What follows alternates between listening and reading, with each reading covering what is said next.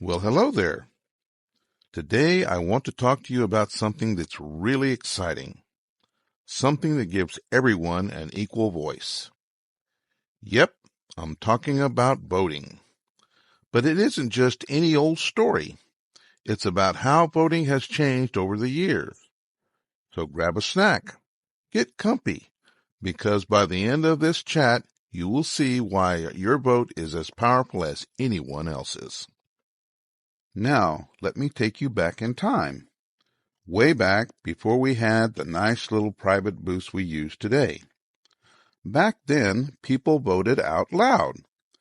Can you imagine shouting your choice in front of everyone? That's how it was done. No secret ballot, no privacy. You'd hop up to a platform where everyone could see you, and you'd tell the crowd who you were voting for. It was like the loudest game of truth or dare, but way more serious. Did you know that who could vote was not mentioned in the Constitution until 1868? It was up to the states to decide who is allowed to vote, generally only the landowners. That changed with the 14th Amendment. With some exceptions, men at least 21 years of age could cast ballots. From Presidents Washington to Lincoln, they were all chosen this way. Now picture a poor villager who might be too shy to say who they wanted to vote for. Because what if the landlord or their boss is watching? This made some people feel pressured to vote the way someone else wanted, and that's not fair. But then, in the early 19th century, something pretty cool happened. People started using paper ballots. Yes, you heard me right. Imagine taking a scrap of paper and just writing down who you wanted to vote for.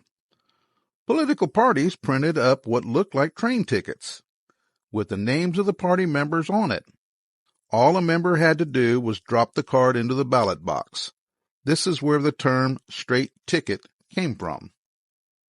Not super organized, right? It turned into a bit of a mess, and folks started worrying about fraud, so they needed a better way. That's when our friends in Australia stepped in.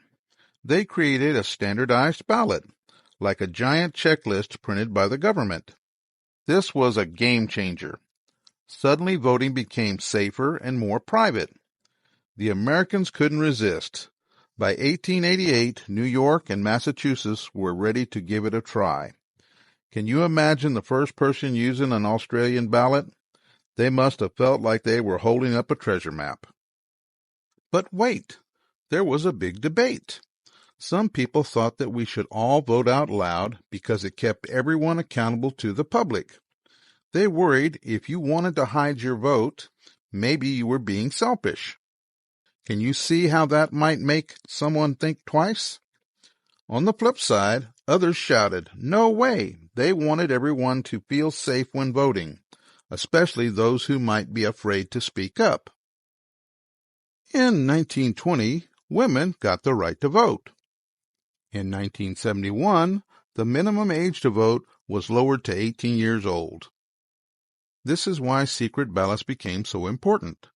They protect our rights and let us vote our conscience. Now, my friend, you can choose who you want without worrying about anyone looking over your shoulder. You are as powerful as anybody. So, next time you think about voting, just remember, it's not just pulling a lever, scribbling on a piece of paper, or pushing on a screen. It's about voicing your beliefs and shaping your future. Now you've got the key to an exciting piece of our history, and I hope you'll share it with your friends. Until next time, keep exploring and asking questions. Your voice matters.